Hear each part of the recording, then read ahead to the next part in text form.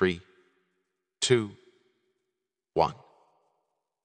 And then the traveler began to speak. Hello, I'm Gabriel Corey. I realize that it's a surprise to see my face on your monitor screen. Was it also part of a wider authoritarian and surveillance agenda changing life in the country?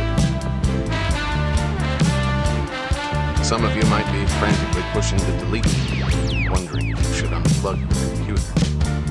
The first thing I need to explain is that your computer hasn't been harmed, and none of your data has been lost. My message to you is a one-time event. When I finish speaking, this video will end and will never appear without your permission. You can erase it or play it again by searching on your hard drive for a file called Revelation. At an educated guess, the British are currently being observed by 4.2 million closed-circuit television cameras. Professor Clive Norris of Sheffield University, who did the educated guessing, has pointed out that's more than anywhere else in the world, with the possible exception of China.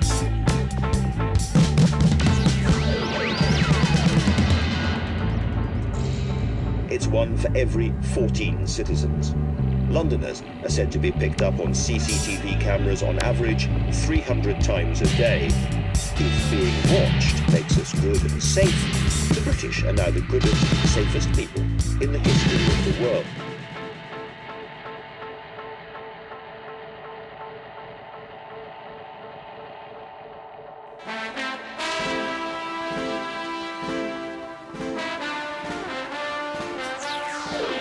Privacy was an old-fashioned concept and caused all the details, including photographs, to be shown online.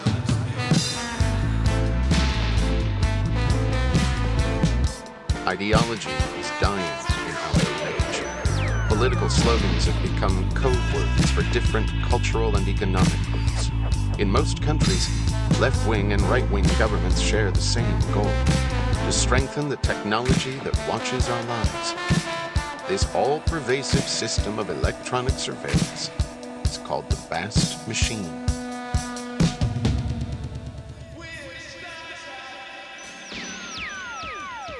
Politics of fear. It feels like you've stepped into a massive electronic prison. Cameras are only a small part of the vast machine.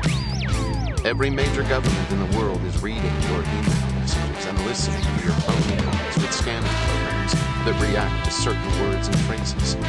Security agencies and corporations monitor your bank and credit card activity. Your cell phones and your car generate data about your location and activities. We can usually see the cameras, but the rest of our prison is invisible. Sophisticated software programs acquire information from your purchases, your work activity, and your medical files to create a shadow image of your life. Separate databases are being combined into a total information system, and this data will be saved forever.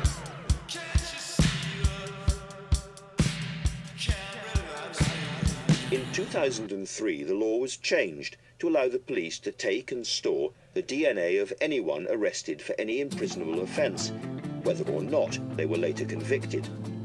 3 years later, Tony Blair said the database should be extended to everyone. There was no problem with the general public providing their DNA as part of the wider fight against crime. We are being watched. But who is in charge of the watching?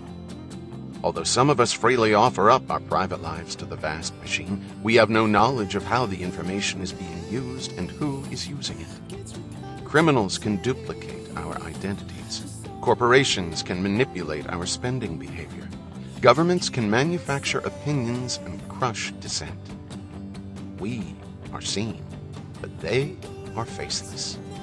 We are asked to live in a transparent house, while the forces of power are concealed.